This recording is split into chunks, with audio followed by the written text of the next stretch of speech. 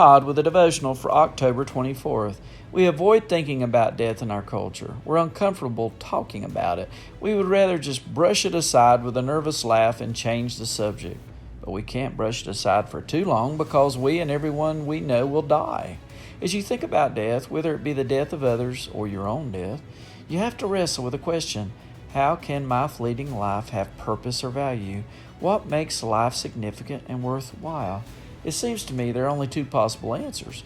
One is the philosophy of the hedonist: eat, drink, and be merry, for tomorrow we die.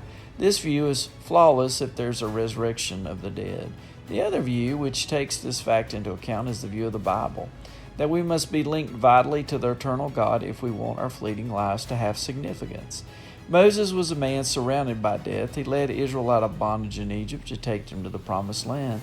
But because of their disobedience, God determined that the generation should not enter the land, but die in the wilderness. Even Moses died. Only Joshua and Caleb lived to enter the promised land.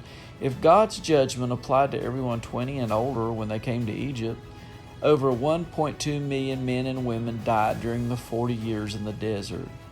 There were a lot of graves in that desert.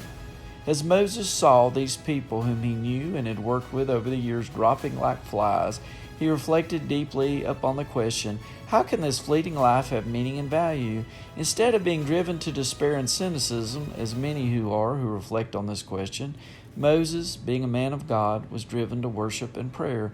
The result is the majestic Psalm 90, the oldest of the Psalms, the only one, the Psalter, known to have been written by Moses.